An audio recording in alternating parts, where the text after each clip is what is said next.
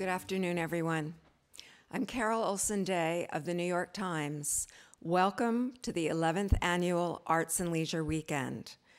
4 days of 15 Times Talks, and we're live here at the Times Center in New York and live around the world on the web. We are so pleased today to have as our guest one of the most acclaimed actresses in film today. She has received her industry's highest accolades, including being named Best Actress by the British Independent Film Award, the National Board of Review, and BAFTA, in addition to being nominated for an Oscar, Golden Globe Award, and Screen Actors Guild Award. This year, she has appeared in 2 compelling films, Drive with Ryan Gosling, and currently Shame with Michael Fassbender. That was nominated for Best Foreign Film last month by the Independent Spirit Awards. You'll hear much more about her and her work from our moderator. You know his byline from the paper and nytimes.com and the magazine. He's our writer-at-large, and his articles appear everywhere from Arts and Leisure to the Book Review to the Weekend Review to Sports and to today's Sundays magazine. For 5 years, he was editor of the Book Review, and previously to that, he spent 23 years at The New Yorker. In the last few months, he's interviewed Clint Eastwood and Leonardo DiCaprio for TimesTalks in LA, and Charlize Theron and Jason Reitman for TimesTalks here in New York. Please join me in welcoming Chip McGrath and our very special guest, Carey Mulligan.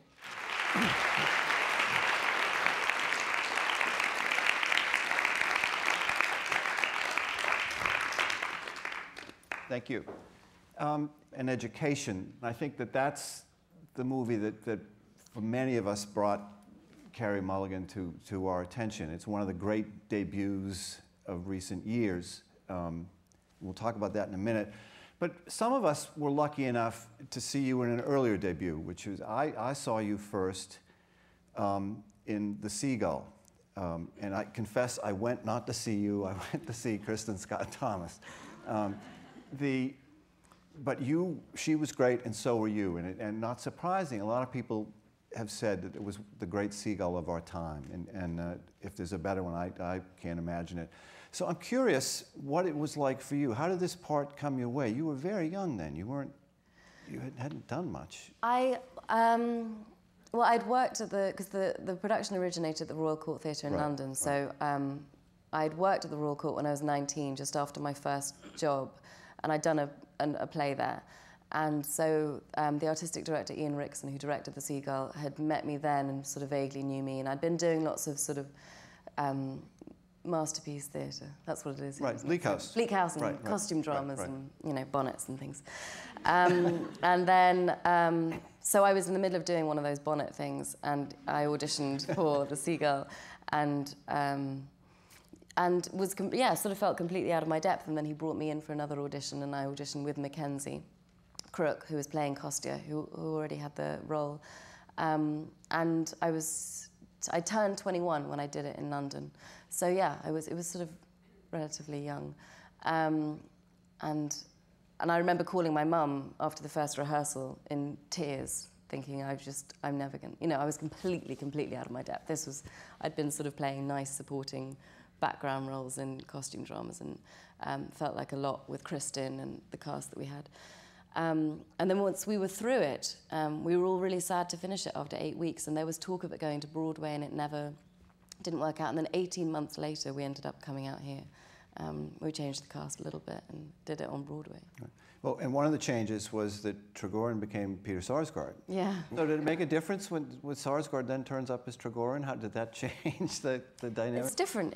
They're completely different. Chiwetel Ejiofor played Trigorin in London, so they're just totally different choices. But I loved working with Peter again. Sure. In education, as I said before, it's one of the great debuts. How did that come about? It was around for ages, like, and it had a different... It started as it's based on a real... It's based on... a woman, Lynn Barber, I think her name is. Lynn Barber, yeah. Right. Who's a journalist who writes for The Guardian, So it's based on her sort of, she wrote a piece for Granta, like a 10-page piece about this experience of meeting this older man and sort of ruining her chances of going to Oxford. This story, basically. Right. And it was around for a while. There was a different director involved, and so I auditioned for it like a year and a half before actually I got the job, sort of almost 2 years before we filmed it. But Peter was attached from the beginning. And then it sort of went away for a while after the director left, and then they sort of said that I was too old and that I should audition for Helen, for the part that Rosamund Pike plays. And then Loan Sherford came on board, and I met her, and yeah, I got the job like in September, but it just never felt like it was a real thing. It felt like one of those independent films that was just gonna, you know, disappear. And then finally we were filming it, and we did it in about 6.5 weeks, and yeah, just sort of, yeah, it was sort of fun and great. And well, your performance is so assured, and you play this fascinating character. She's smart, sort of independent, nonconformist, kind of does her own way, and it inevitably raises the question: is that you? Were you that way as a young girl? Was it? No, I don't. She's much more. I mean, no. When I was younger, I was. I know. I went to boarding school when I was 14, so. And I was like a drama geek. Like I was just, you know, I never like fell into acting. I was obsessed with acting from like a really young age, and so I just wanted to be in like musicals, and you know, I wore like a Les Miserables t-shirt and for like 4 years, so well into my teens. Yeah, I wasn't sort of like her. I wasn't as sort of worldly as her, or had the desire to be really. I just wanted to do. I wanted my parents to let me go to a, you know, full-on drama school when I was like 12. And you know, sing and dance, like Fame School kind of thing. That's what I wanted, and they stopped me. You know, well, thank goodness. Yeah, so no, she was much more academic than me. I was never like that. But you say you weren't as worldly as her. But I think when I interviewed you last spring, you told me that you grew up in hotels. That your father was the head of a hotel. British hotel chain, and that you were like Eloise. You grew up in hotels. Yeah. From when I was about, well, I was born, my first home was the Mayfair Hotel in London, so I was born into living in hotels, which sounds way fancier than it is. And yeah, then lived in hotels till I was about 7. So, and we moved to Germany when I was 3. So, yeah, my dad was the general manager, so in most of the hotels there's an apartment sort of for the manager. So you said that the urge to be an actress and the interest in drama started really early. So your parents were taking you to see stuff, is that? Yeah, I went to the International School of Düsseldorf when we lived in Germany, and they had kids from everywhere, from like 5 to 18. So they had these big productions, you know, and they had a lot of money to put into them. And so the first thing that I was ever in, they had a big production of The King and I. And they were really impressive, these shows. And so my brother was in it, who now is in the army.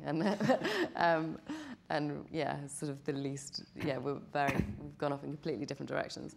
And I was too young to be in it, but we went to go and watch him in rehearsals one day. And, you know, the story goes in my mum's mind that I saw my brother up there and burst into tears because I wasn't allowed to be in it, and made such a fuss that they put me in the show, which makes me sound like a monster, which I probably was. But up until then, because I think I was influenced by the things around me, in the hotel that we were living in, there was a hairdresser on the bottom floor, and so I wanted to be a hairdresser. And then I went to rehearsal that day and was like, I want to be an actress, and then that one never, changed.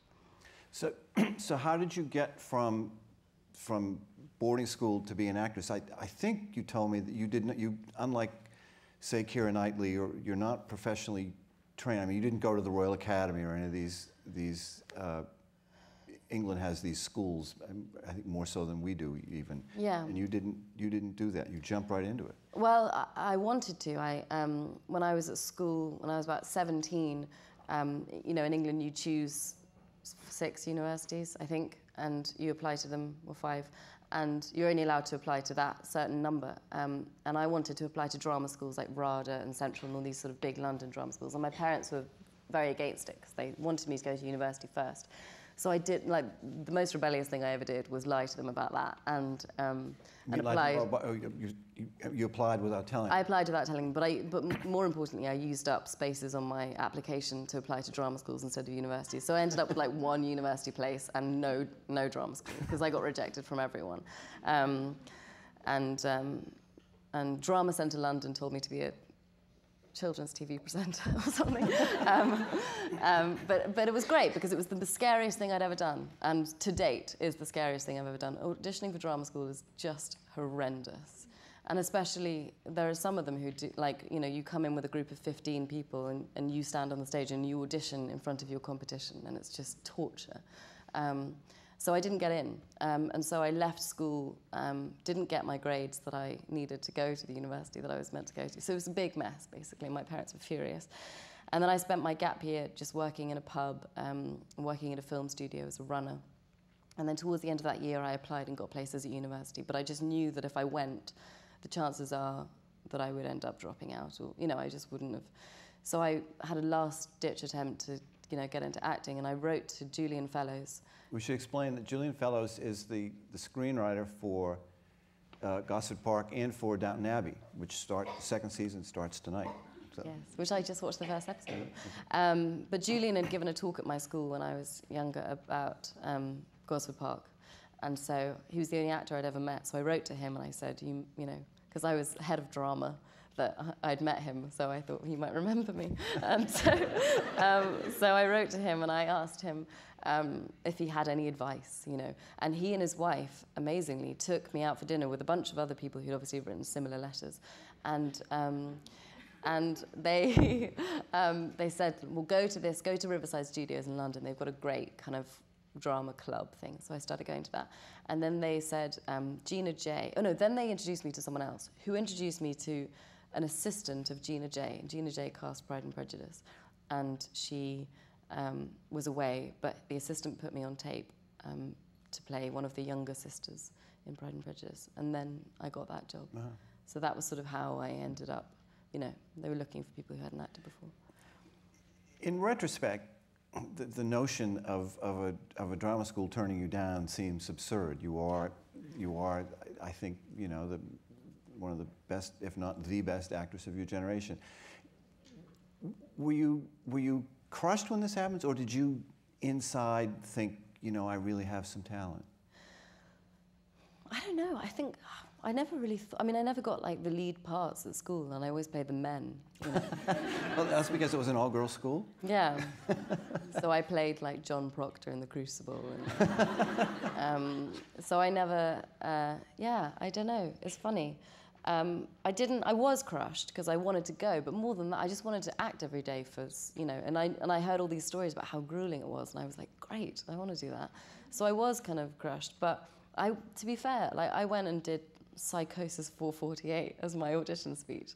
So here's this like incredibly privileged, like happy, well-adjusted person coming from boarding school, you know, doing like... Explain to them what Psychosis 458 is. It's by Sarah Kane. It's a monologue by someone who's about to commit suicide, right? Yeah. Yeah. So I'm like miming slitting my wrists on stage. And they were like, go home. Or like at least experience something, you know, other than boarding school. So that's what I did. I mean, you know, it's fair enough. And also, thousands of people apply every year and only 30 people get in. So I was like, fair enough. It's hard. Another movie which is a favorite of mine, I think it was underappreciated when it came out in this country, but I think it's going to hang around. I've had conversations lately with people. This is Never Let Me Go, which is based on the wonderful novel by Ishiguro. And the one thing I happen to know about this, because at the time when this movie came out, I did a story about Mark Romanek, who was the director, and I said, well, and he hadn't made many, he had been mostly a video director. He hadn't made many films at that point, just one. And I said, well, did the studio give you a hard time? Was there a lot of pressure? And they said, no, there was just one bit of advice: hire the genius, Mulligan. And I probably should have explained beforehand, for those of you who haven't seen the movie, these characters are being raised to be, have been to have their body parts harvested and given to other people, and they've only recently kind of discovered this. Part of the genius of the movie is you figure this out slowly, bit by clues, sort of the way the characters do. The character that Carey plays is a kind of a caretaker, and to me it's interesting because it's an instance of something that I think goes on to be a hallmark of your career, which is you do a lot by seeming to do very little. It's a very quiet but very effective kind of acting. I read the book when it came out and I loved it so much, and I thought if they ever make a film I'd love to play that part. And then I finally read the script and it was, you know, she's got like 17 lines and the whole thing, she sort of stares at things and thinks about stuff. No, but she conveys a presence. I mean, she is the kind of, in a way, the solidest of them all. It's interesting, I'm guessing that there are really the kind of three main characters in this. There's you, Keira Knightley, and Andrew Garfield, and there's a wonderful ensemble feeling in this movie. Was it like that when you were making it? Yeah. Well, Keira and I, my first job was Pride and Prejudice with Keira. Right. So Keira and I had known each other for a long time. Neither of us had ever met Andrew, but he was very easy to get on with and lots of fun. So, and a lot of it was shot on location. So I think that's when you get to know people. If you're in your own house, you don't see each other a lot. But we were away in Norfolk, we would have dinner together, we hung out a lot. So it did feel like that. And we also felt a real, you know, the weight of responsibility of adapting that book, with any adaptation, but especially that, because it was so loved by people. So we were, you know, very, we had lots of chats in our trailers about what we were going to do. One of the best scenes in that movie is when the three of you go on a kind of field trip. They've been living in a house in the country, and they go on a field trip kind of to see how real people live. Yeah. And how did you do that? I mean, I get that there's that sense of strangeness and wonder. You're all looking around. I mean, how did that happen? Well, I think in terms of how it looks, it was all the design of it. You know, all of our costumes were things that you could have pulled out of a Red Cross bag. Everything would have been donated for the, you know. So we looked kind of silly. Yeah, we just went to this town. I can't remember the name of it. It had the most beautiful pier. That's the pier that's in the poster. And we just walked around it for a day and just sort of tried to forget the conventions of how you walk around a town, you know, so we walked in the middle of the road, and a lot of it got cut, but it was really fun pretending to be sort of alien to things. Right. Yeah. And now, more recently, you're in two movies, both of which are showing in New York. I know Shame is, and as of last week, Drive still was. So the first thing I have to bring up is backstage, somebody just said to me, I didn't know she had a British accent. Oh, really?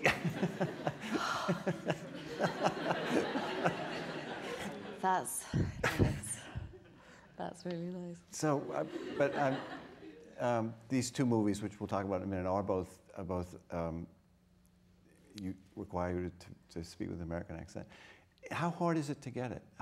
I mean, it's I don't know. It's funny. Drive, I had a nightmare with it, and we started coming in and just cutting all of our dialogue. So, but Ryan and I, Ryan.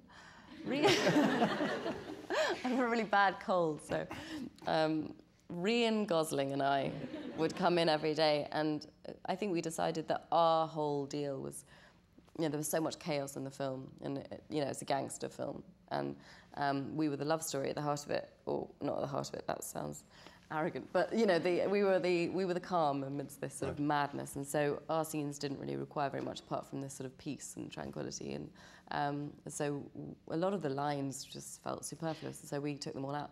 So in the end, I didn't end up saying very much, which was great because I had a horrible time with my accent on that, and I didn't know why. I think I hadn't worked for a year, and I'd sort of lost all my confidence, and so I felt sort of. Yeah, I was really nervous starting that film.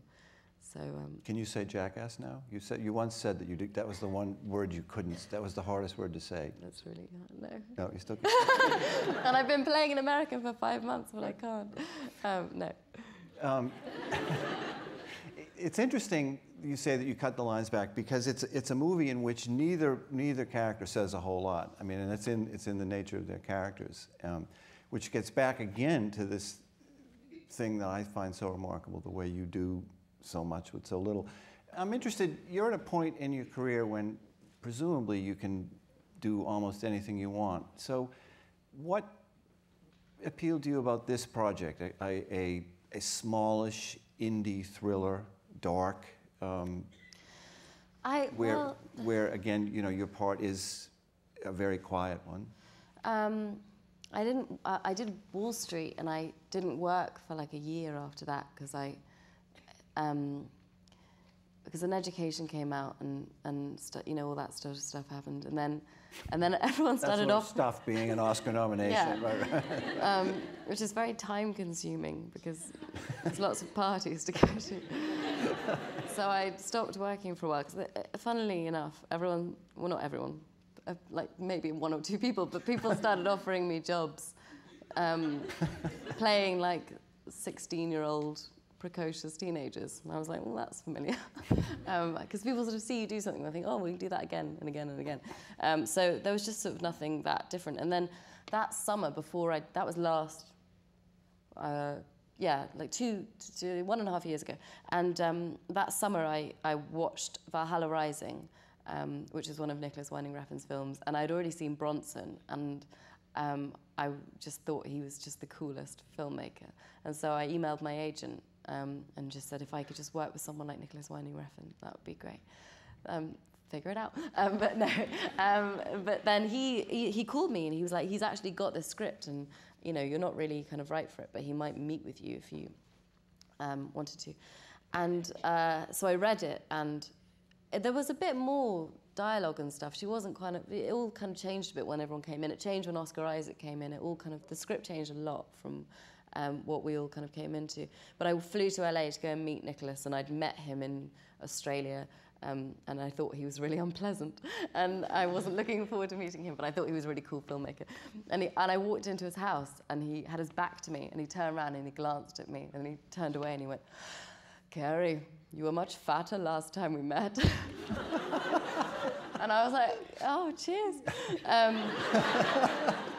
That's great. I like your films. And so we sat down and talked, and yeah. And it was basically to work with him. I mean, the character actually was great. Like, the film was so much fun. We got to drive down the LA River Basin. I would have done it just for that. But yeah, I think that was much more about working with Nicholas than the character, which I've never kind of been that drawn to a filmmaker before. But yeah, I just wanted to be in one of his films because I knew it was going to be really cool, whatever it was. It is very cool. It's very cool to look at. It's really cool. Yeah. But I'm fascinated by you saying how the character changed, because one of the interesting things about the movie, and it gives it a kind of texture that lifts it above ordinary thrills, I think, is that your character, she is married to a guy who's in jail. He's a kind of a skeeve, and she meets the Gosling character while the guy is still doing time. And what's interesting is that your character in this is basically so sweet and innocent seeming, and which is not what you'd expect. And I wonder, was there ever any discussion about making you a little harder, a little tougher? I think when we all, before we started, we kind of, you know, Nick always saw it as sort of a psychedelic fairy tale, and that the driver was this sort of prince, and she was the girl stuck in the tower, and it could be as simple as that. And so I think there was there had to be. I think he wanted the sharpest contrast between the driver that can kick someone's head in an elevator, and so for that to work, really, their relationship had to have this purity, and so that kind of informed her in a way. I think she became sort of quite. She was a little tougher in the. I was also in the original draft involved in a gunfight Oh, really? And I was devastated when They that got cut taken that, out. yeah. My brother's been waiting for like 8 years for me to do something involving any kind of violence. It's gone. Yeah. The other movie we need to talk about is also an unusual choice. This is, of course, Shame, which is a very powerful, very dark, very explicit movie. What made you, and I gather you sought this out, what made you? I did. I'd seen Hunger, which was Steve McQueen's first film with Michael Fassbender, and thought it was sort of amazing and terrifying and hard to watch, but I sort of thought he was brilliant. And then I was in London, and my London agent read it and called me and said there's this crazy character in this film that Steve McQueen's doing, playing Michael Fassbender's sister. And I read it and I thought, he'll never in a million years let me play this part, because she was sort of, you know, bonkers and gritty and lots of things that I wasn't, you know. Well, yeah, but, you know, like, I just thought it was going to be someone like sexier and dirtier and darker. And so I met him, but I really felt strongly that because I was in the middle of doing Drive, which I loved doing, but it didn't feel sort of significantly different from, it wasn't like that much, it wasn't, you know, it was just sort of a great film to be involved in. But and so I met him, and after like 5 minutes he tried to leave, because he's kind of, his mind goes, he's so intelligent, you know, his mind goes off in 17 different directions, so he kept on trying to pay the bill and leave, and I kept on sitting him down being like, no, you have to stay until I've got even a glimmer of hope. And so we talked about it, and just this idea of playing someone who has no boundaries and just, just no safety net. She's the sort of, and she felt like, to me, I hadn't played a character on screen that had that sense of abandon, or that kind of, the sort of thrill that Nina had for me when I played, when I did The Seagull. And so I felt like this could be because I'd become obsessed with Nina and trying to make a film of The Seagull, and trying to, you know, I would have, if you asked me to do it right now, I would like, well, not right now, but you know what I mean. I'm really obsessed with her. And I felt like Sissy was sort of related to her in a way, and that if I could do that, then I would kind of get that feeling back, so.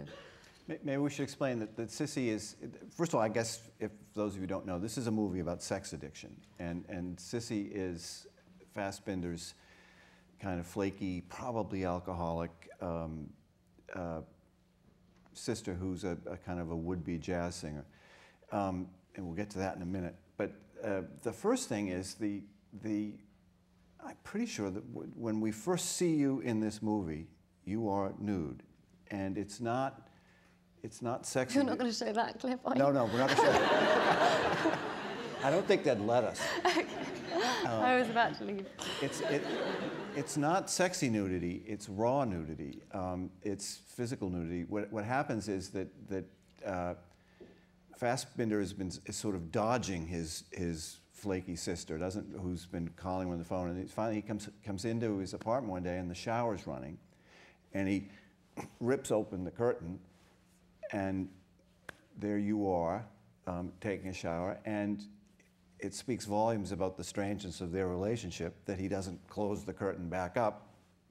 They just stand there and have a conversation. It's a very daring and shocking thing. Was that a hurdle to get? I mean, you've never appeared nude before, have you? No.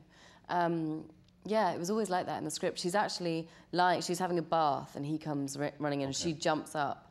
And so that's how they end up sort of, and that was always in the script from the beginning. And yeah, I'd never done anything like that. And it's interesting that you say it's raw naked and not sexy naked, because I don't think you could, you know, I don't think if you held a gun to my head, I wouldn't do sexy naked.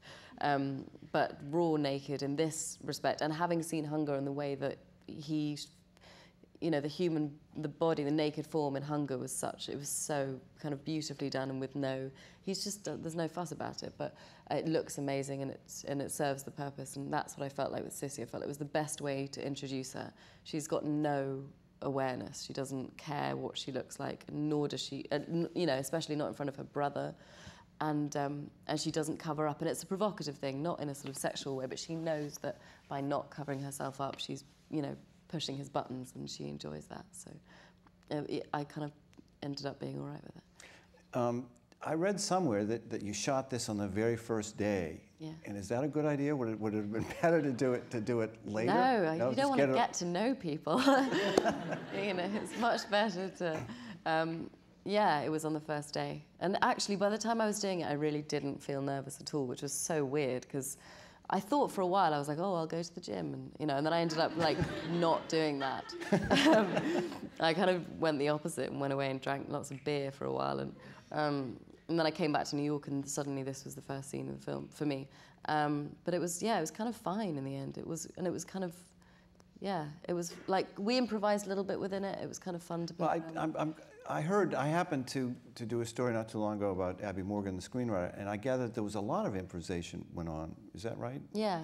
For the whole film? Yeah, Michael and I and Steve, we went to that apartment where we filmed, which really was tiny, and did about 3 days of coming in and just improvising.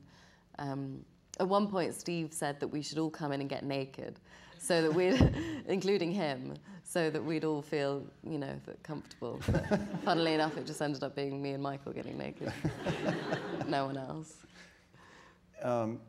There's another scene in the movie when Carey's character sings, and she sings the most heartbreaking rendition of New York, New York you have ever heard in your life. And I believe it's all one take, too. Is there anything you can't do? Thank you. No, I'm not like, I've always said like on my CV that I can hold a tune, whatever, but that I'm not, you know, a singer. So it was, I worked with a brilliant voice coach called Liz Kaplan, who kind of, you know, well, she made me feel like she actually played the piano that night because I couldn't bear to be away from her. She was my crutch as well. So she helped me with breathing and singing properly and stuff, because I hadn't sung since I was at school. But it was definitely that by far more nerve-wracking than anything else in the film. And am I right that it really was one take? Yeah. Well, no, I mean, we did. The plan was to do it live, so we never did a pre-record and never dubbed it. But it was also to do it in one take. But we did several takes. Okay. But they chose one take finally.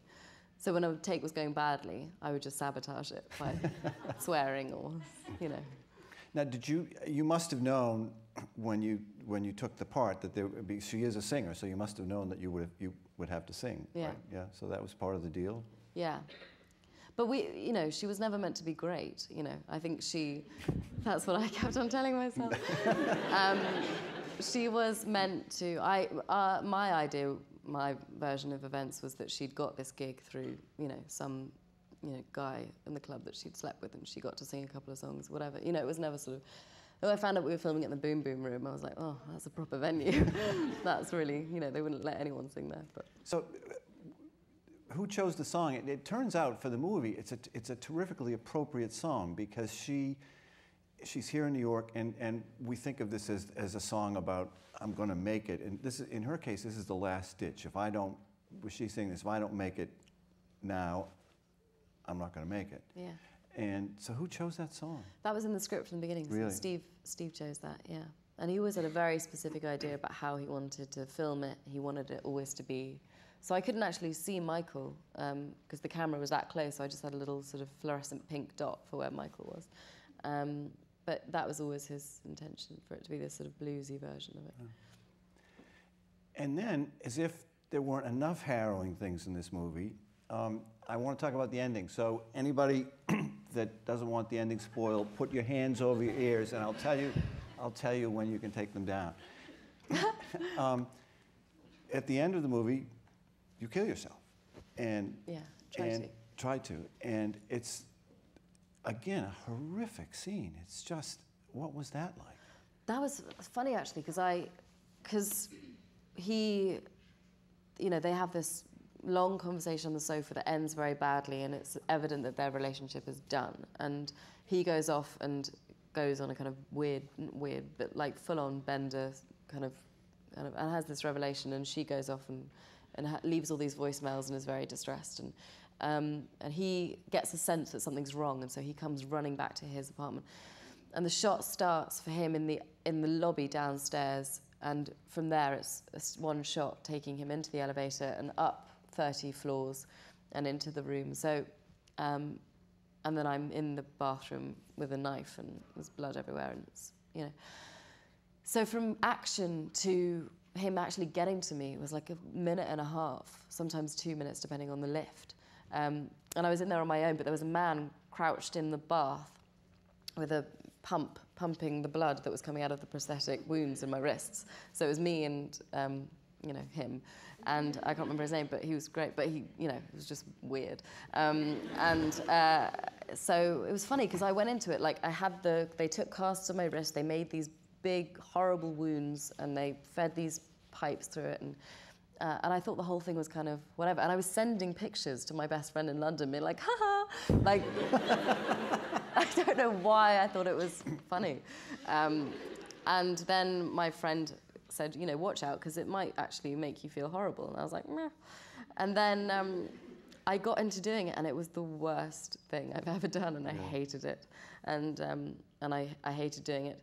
And I was wearing these white boxers and this white shirt, and after every take, I was covered in blood. They would shut the door, and I would strip off everything, scrub myself with shaving foam, which is the only thing that takes that fake blood off, and then put on a new set, and then lie there, and then they would cover me with blood, and I would hold the knife again, and we would reset. So it took, like, you know, a fair amount of time each time. And it was the most... I got in the cab at the end of the night, and I called my friend, and I was sobbing, because I couldn't... I was horrible, and I didn't... It was fun. I've never... Usually I get in the car, and I'm, like, pretty chill, happy, or like, you know, or I'm really annoyed at my performance or something. But that night I just couldn't stop crying, and it was just the most desolate feeling. Yeah, and I was barely conscious in the scene, but you know, it was just a horrible, horrible place to go, and I hated it. Well, it's very powerful. It's one of the things that makes this movie such a powerful thing to watch. You mentioned earlier that you saw a parallel between Nina and in The Seagull and the Sissy character, and I would like to throw a third person into that mix maybe, which is the character that you played last spring here in Through a Glass Darkly, who, if those of you who may have seen it, this is was a stage version of the great Bergman film, so it went the other way from the way things usually go. And I forget the character's name, but Karen. Yeah, Karen.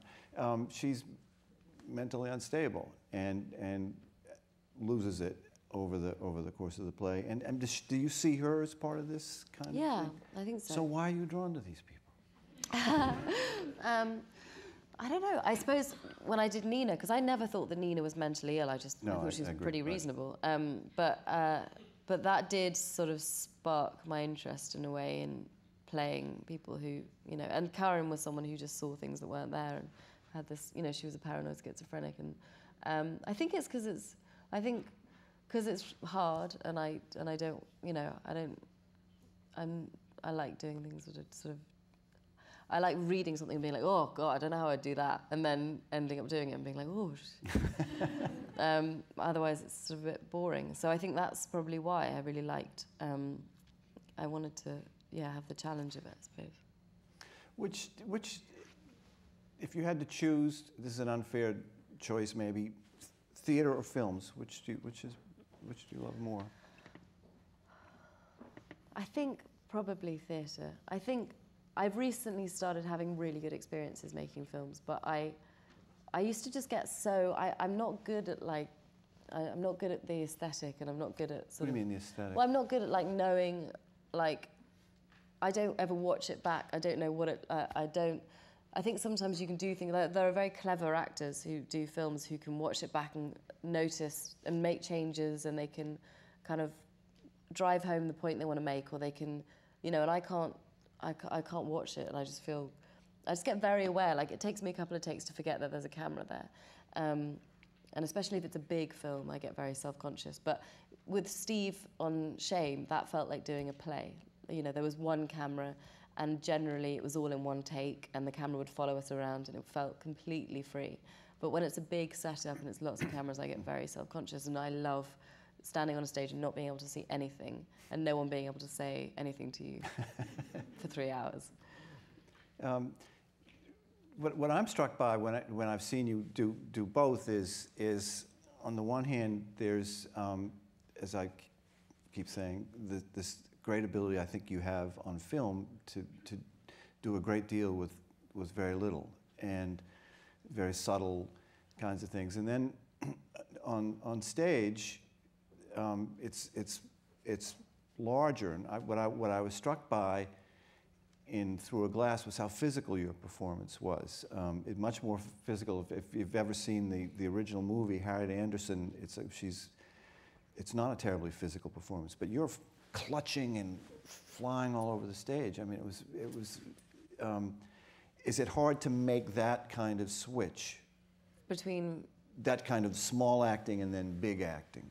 No, it doesn't feel, I don't know, it doesn't feel that big, really. I suppose when you're in a Broadway house, you know, when we did The Seagull here, in London we had... It was in the Atlantic, which is a small house, right? Oh, yeah, but I mean, in terms of doing theatre, when you've got a big space, I suppose, in the Atlantic, that was the New York Theatre Workshop, that was only 200 seats, so it didn't feel...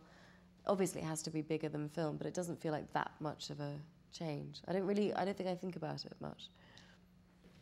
Like in Pride and Prejudice, my first job, I had to have the scene where I was crying because I wasn't allowed to go to London or something. I was weeping, and so I used to imagine, you know, terrible things happening to my family. You know, I was always drawing from my own, or imagining. You know, it was that sort of thing. This was the first job where where Ian Rickson really sat me down and we figured out the way that I was going to work and the way that I do now work.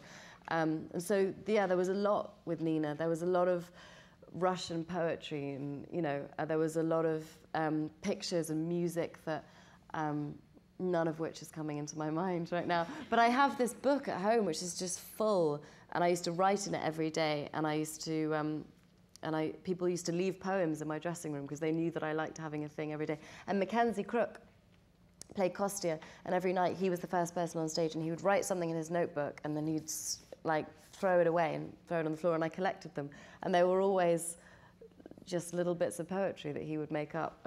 So I think we all lived in that world a little bit. We did a lot of, in London the first time around, a lot of research, and then the second time around we had 2 weeks to get the production back together again, so it was less so. But I went into that, and Ian would plant images or memories in my head about her life, and then they became attached to songs or poems and things.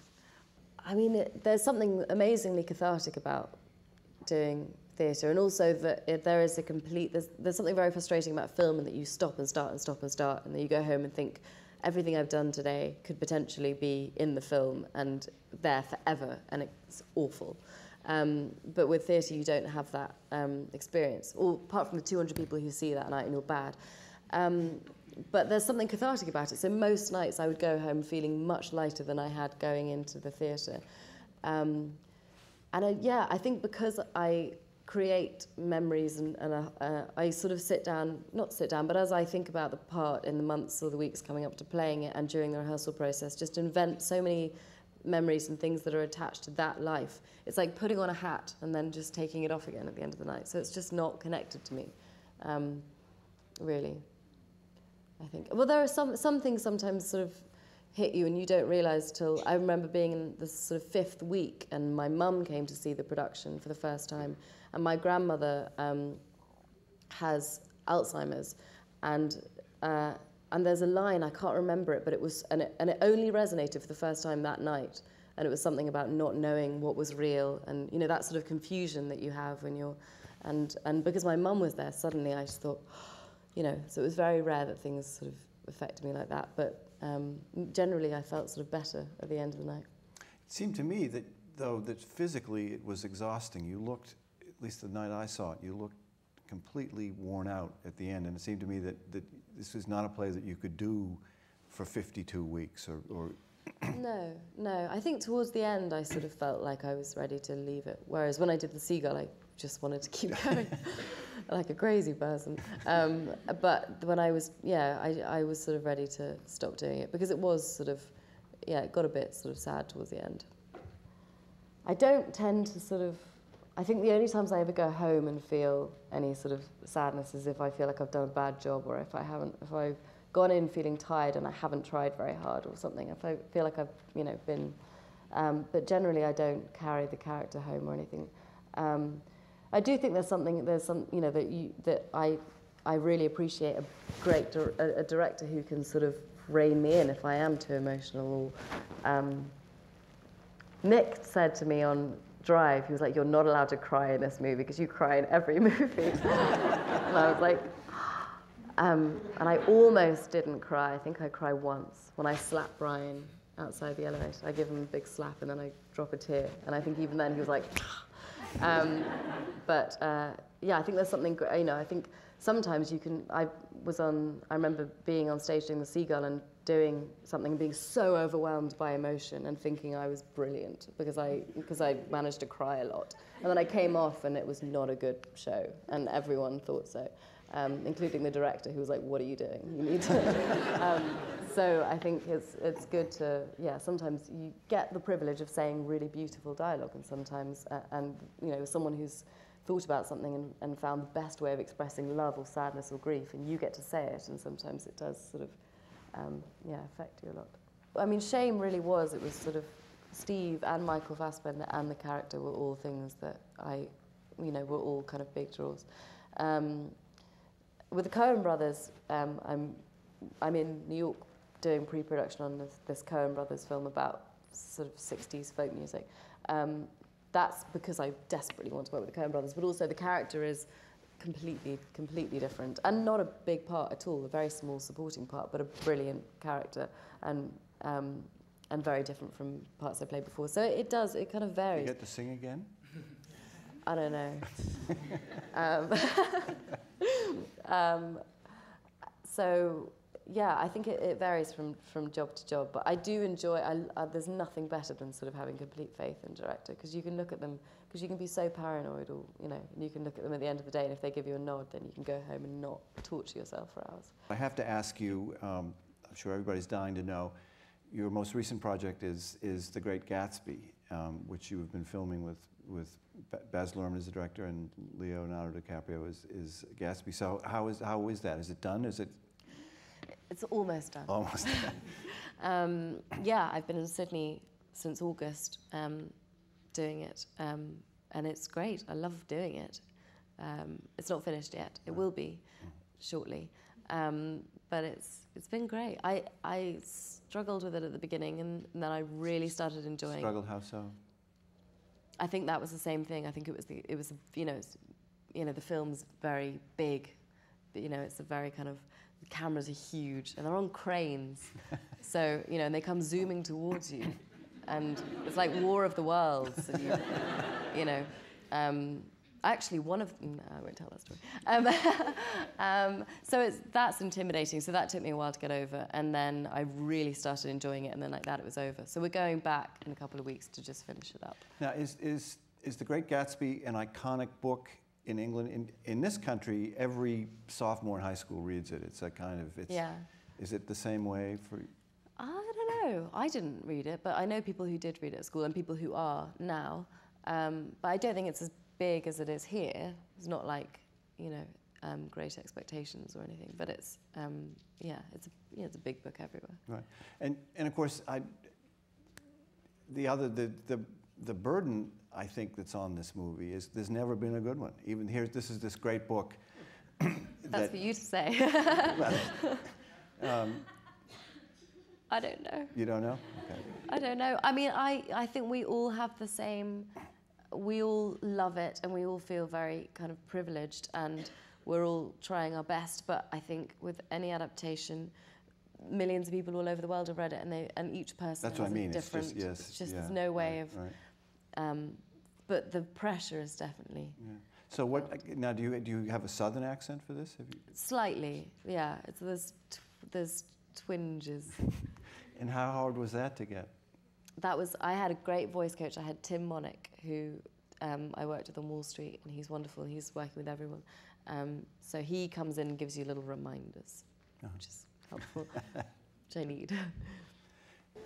I wanted to work with David Fincher, and I had read all the books, and I thought, it was the same thing as Sissy. I thought they'd never in a million years cast me, and I was right. But I thought it was a challenge, and I thought I just didn't want to be associated with jobs I'd done before, and I didn't want, I just didn't want to play the same parts, and so she was wildly different. So I auditioned for it once with the casting director and once with David Fincher, and the second time I went in, I went in with piercings and black makeup and skinny jeans. And but yeah, it wasn't obviously, you know, for me. And I was, yeah, I sort of loved the idea of it, but I don't know how it's come out. I'm sure it's, you know, I think she's brilliant. And I think also when I think about casting, if you don't get a job, you kind of always have to trust your casting. If you get it, then you're there for the right reasons. If you don't, then you're also not cast for the right reasons. And I wasn't right for that. As it happens, I wrote recently about Fincher, and I asked him about this, and the reason they didn't, I think the reason they didn't choose Carey, and also Scarlett Johansson was somebody they talked about, was they wanted to get someone who was an unknown, because that's in the nature of the character. And I think the feeling was, if you get a Carey Mulligan or you get a Scarlett Johansson, you're bringing that kind of star history. And I think it would actually, you would have been great, but I think Mr. Rooney Mara is terrific too. I think yeah, it's no, probably right, really a wise choice. Thank you all very much.